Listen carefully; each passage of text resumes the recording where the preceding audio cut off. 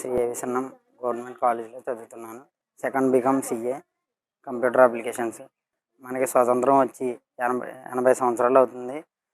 దీనికి కారణంగా 1947 ఆగస్టు 15న మనకి స్వతంత్రం బ్రిటిష్ వాళ్ళతో పోరాటం వల్ల వచ్చింది. ఇందులో చాలామంది యోధులు స్వతంత్రం కోసం పోరాడి వాళ్ళ జీవితాన్ని అర్పించి, వాళ్ళ కుటుంబాలు వాళ్ళ జీవితం మొత్తం అర్పించి స్వాతంత్రాన్ని తెచ్చారు.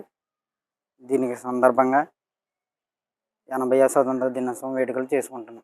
అందరికీ నమస్కారం అండి. నేను Shri SNM degree college third BSc botany చదువుతున్నాను. మరి మనకి ముఖ్యమైన రోజు ఆగస్టు 15వ తారీఖు 80వ స్వాతంత్ర దినోత్సవం జరుపుకుంటున్నాము.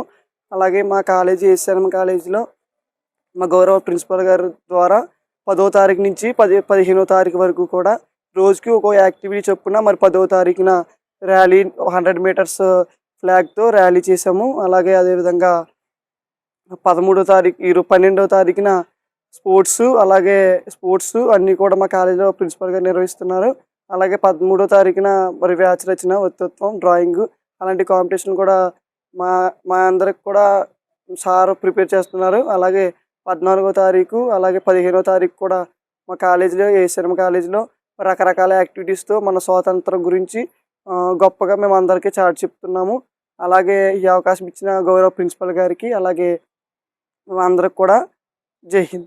నా పేరు వికాస్ సాయి. నేను శ్రీ ఏఎస్ఎన్ఎం గవర్నమెంట్ డిగ్రీ కాలేజీలో థర్డ్ బీఎస్సీ కంప్యూటర్ సైన్స్ చదువుతున్నాను. ఎంతోమంది నాయకుల పోరాటాలు, దాని ఫలితమే మనకి స్వతంత్రం. ఈ స్వతంత్రాన్ని కూడా చాలామంది దేశభక్తి లేకుండా వాళ్ళు దేశాన్ని దూషించడం, దేశం పట్ల భక్తి లేకపోవడం అలా ప్రవర్తిస్తున్నారు.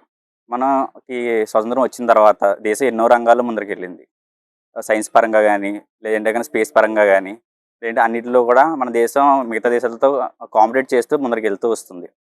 మనకి 200 సంవత్సరాలు బ్రిటిష్ వాళ్ళు మనం పరిపాలించారంటే మన దగ్గర ఉన్న ఎంతో సంపదను దోచుకెళ్ళారు. అయినా సరే ఇప్పటికీ అగ్రరాజ్యాలతో పాటు మన దేశం కూడా ఎంతో ముందుకు సాగుతుంది.